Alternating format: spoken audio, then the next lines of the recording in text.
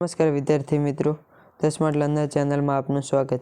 તો આજે આપણે જોવાની છે ધોરણ 10 પાઠ નંબર 21 ચાંદલીઓ લોકગીતનું સ્વાધ્યાય પોથીનું સોલ્યુશન. તો વિદ્યાર્થી મિત્રો, તમે ચેનલમાં નવા હતા ત્યારે ચેનલને સબસ્ક્રાઈબ કરો કે નીચેના દરેક પ્રશ્નનો એક વાક્યમાં ઉત્તર લખો. ચાંદલીઓ કાવ્યમાં કઈ ઋતુની વાત કરવામાં આવી છે? તો કે શરદ ઋતુની વાત કરવામાં આવી છે. આકાશમાં કઈ પૂર્ણિમાનો ચંદ્ર પ્રકાશી રહ્યો છે? તો આસો સુદ પૂનમ ચંદ્ર પ્રકાશી રહ્યો છે. પછી છે ત્રીજો કે સાસુ અને સસરા કાવ્યના એકમમાં પ્રેમ ભાવ કઈ રીતે વ્યક્ત કર્યો છે? તો પૂર્વ જન્મના માતા પિતા કહીને વ્યક્ત કર્યો છે. પછી છે ચોથો પ્રશ્ન કે ચાંદલીઓ લોકગીતમાં નંદોઈ વિશે શું કહ્યું છે? તો કે વાડીમાંનો મોરલો કહ્યો છે. ચાંદલીઓ લોકગીતમાં કાવ્યનાયિકાને નંદ વિશે શું કહે છે? તો કે વાડીની વેલ કહી છે. લોકગીતમાં ચંપલિયાની ચાંદડી કોને કહી છે? તો દેરાણીને કહી છે. તેવા જ અહીં શોર્ટ પ્રશ્નો આપેલા છે અને તેના સંપૂર્ણ જવાબ પણ આપેલા છે, તે આપ જોઈ શકો છો. પછી 3-4 વાક્યમાં ઉત્તર લખો. પ્રત્યેકના 2 ગુણ. ચાંદલીઓ લોકગીતને આધારે રાત્રિનું વર્ણન કરો. તો કે શરદ પૂનમની રાત છે, સોળે કળાએ ખીલેલો ચંદ્ર કાવ્યનાયિકાના ચોકમાં જાણે ઉગ્યો હોય તેમ વાતાવરણ શીતળ મધુર અને રમ્ય છે.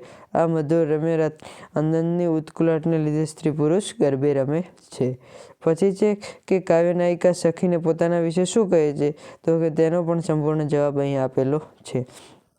પછી છે સ્વજનો માટે કાવ્યનાયિકા ચાંદ લોકગીતના આધારે વર્ણન કરો. તો તેનો પણ સંપૂર્ણ જવાબ અહીં લખેલો છે. પછી વિભાગ સી વ્યાકરણ વિભાગ શરૂ થાય છે કે નીચેના શબ્દોની સાચી જોડણી શોધીને લખો. તો પાઘડી, શરદ પૂનમ, નવરંગ. નીચેના શબ્દોના સમાસ ઓળખાવો. નવરંગ દ્વિગુ સમાસ. હંમેશા કોઈ પણ શબ્દનું પૂર્વપદ સંખ્યાવાચક હોય તો દ્વિગુ સમાસ થતો હોય છે.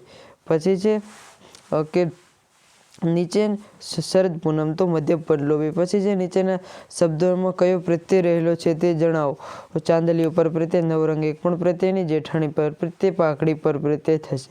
નીચેના શબ્દોના સમાનાર્થી શબ્દો આપો. રાત વિભાવરી અને વાદળ તો નિરત. પછી છે નીચેની સંજ્ઞાઓના પ્રકાર લખો. આસો વ્યક્તિવાચક, વાદળ જાતિવાચક, જાતિવાચક, વાડી જાતિવાચક. પછી નીચેના વાક્યોમાં અલંકાર શોધીને લખો. દેરાણી ચાંપલિયા કેરી પાંદડી, તો રૂપક અલંકાર થશે અહીં એક રૂપ બતાવ્યા હોવાથી.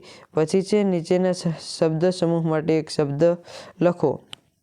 વિક્રમ સંવતનો છેલ્લો હિન્દુ મહિનો. આસો બાગ બગીચો ફળઝાડનું ખેતર.